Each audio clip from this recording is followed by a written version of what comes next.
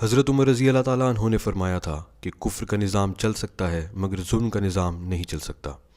اس میں کوئی دو رائے نہیں کہ ساہیوال میں پیش آنے والا واقعہ پاکستان کی تاریخ کا ایک دل دہلا دینے والا ثانیہ ہے، جبکہ پاکستان میں پولیس کی جانب سے آج تک عام عوام پر ڈھائے جانے والے ظلم کی یہ انتہا ہے۔ ہیپی ٹی وی کی جانب سے آپ سب کو خوش آمدید کہتے ہیں۔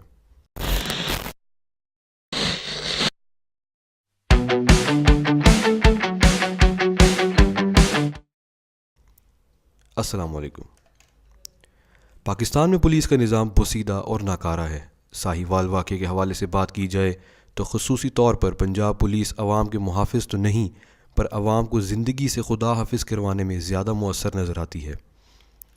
ایک رپورٹ کے مطابق صرف پنجاب میں 2014 سے لے کر 2017 میں 1325 افراد کا پولیس نے ماورائے عدالت قتل کیا۔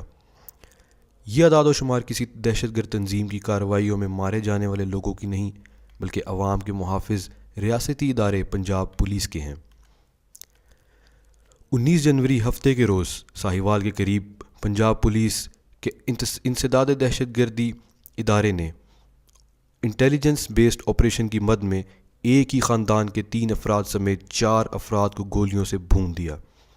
ہلاک ہونے والوں کی شناخت خلیل، ان کی اہلیہ نبیلہ، 13 سالہ بیٹی اریبہ اور ڈرائیور کی شناخت ذیشان کے نام سے ہوئی، جبکہ ان کے ساتھ گاڑی میں خلیل اور نبیلہ کا 11 سالہ بیٹا عمیر اور کم سن بچیاں منیبہ اور ہادیہ بھی شامل تھے۔ کم سن بچیوں کے سامنے ان کے والدین کو گولیاں مارنے جیسا سفاک اور خونی کھیل کھیلے جانے کے بعد سی ٹی ڈی نے بچوں کو گاڑی سے نکال کر قریبی پیٹرول پمپ پر چھوڑ دیا۔ اور عجیب بات تو یہ کہ آپریشن میں حصہ لینے والے سی ٹی ڈی کی گاڑیوں پر نمبر پلیٹ ہی موجود نہیں تھی۔ اول تو سی ٹی ڈی نے ان سب کو دہشت گرد قرار دے کر جان چھڑوا لی تھی، مگر وقت کے ساتھ ساتھ جیسے جیسے ویڈیوز کی شکل میں حقائق سامنے آتے گئے تو اصلیت کھلتی گئی۔ سی ٹی ڈی نے وضاحتی بیان جاری کیا اور دعویٰ سامنے آیا کہ آپریشن انٹیلیجنس رپورٹ کے مطابق کیا گیا۔ اصل ہدف ذیشان تھا جس کا تعلق دہشت گرد تنظیم داعش سے بتایا گیا۔ وقت کے ساتھ ساتھ سی ٹی ڈی کے بیانات کپڑوں کی طرح بدلتے چلے گئے۔ پہلے اغوا کار ہونے کا الزام لگوایا، پھر بتایا کہ پہلے فائر ان کی جانب سے کیا گیا۔ یہ بھی کہا گیا کہ گاڑی میں اسلحہ اور بارود بھی موجود ہے، مگر یہ سب دعوے جھوٹے نکلے۔ پنجاب حکومت نے فوری ایکشن لیتے ہوئے جے آئی ٹی تشکیل دی تاکہ اس واقعے کے حقائق سامنے آ سکیں اور تحقیقات مکمل کر کے 72 گھنٹوں میں رپورٹ پیش کرنے کا حکم دیا۔ جس کے علاوہ اس افسوسناک واقعے کے بعد وزیر اعلیٰ پنجاب سردار عثمان بزدار کو سخت ایکشن لیتے ہوئے سی ٹی ڈی کے متعلقہ عہدیداران کو عہدے سے برطرف کرنا پڑا۔ مگر تازہ ترین پیش رفت یہ ہے کہ جاں بحق ہونے والے خلیل احمد کے بھائی کی مدیت میں یوسف والا پولیس اسٹیشن پر سی ٹی ڈی کے 16 اہلکاروں کے خلاف ایف آئی آر درج کر لی گئی ہے۔ پارلیمنٹ میں گفتگو کرتے ہوئے minister for human rights Shireen Mazari نے ایوان کو بتایا کہ ساہیوال سانحے میں ملوث اہلکاروں کے خلاف انسداد دہشت گردی ایکٹ 1997 کے سیکشن 302 کے تحت مقدمہ چلایا جائے گا۔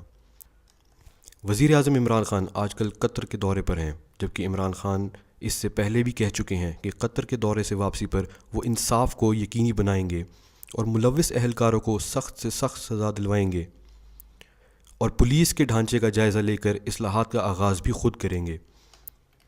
جہاں پولیس نے بھی دہشت گردی کے خلاف جنگ میں اپنا کردار ادا کیا ہے، جس میں کوئی دو رائے نہیں، لیکن جب تک عوام کے ساتھ پولیس راہ راست پر نہیں آتی ساہیوال جیسے واقعات کی روشنی میں، تو پولیس کے لیے عوام کے دل میں ہمدردی نہیں پیدا ہو سکتی۔ اس بوسیدہ نظام میں پلنے والی پولیس کی اوپر سے لے کر نیچے تک اکھاڑ پچاڑ اور مؤثر اصلاحات لانے کی ضرورت ہے، کیونکہ آخر کب تک عوام اپنے محافظوں کی ظلم برداشت کرے گی؟ کب تک ہمیں ماڈل ٹاؤن، نقیب اللہ محسود اور ساہیوال جیسے واقعات دیکھنے کو ملیں گے؟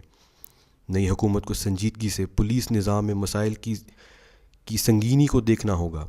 وزیر اعظم عمران خان اور وزیر اعلیٰ پنجاب عثمان بزدار کو اپنے وعدے پر عمل کرنا ہوگا اور پولیس میں اصلاحات پر کام جلد از جلد شروع کرنا ہوگا، کیونکہ عوام مزید ساہیوال جیسے واقعات کا انتظار نہیں کر سکتی۔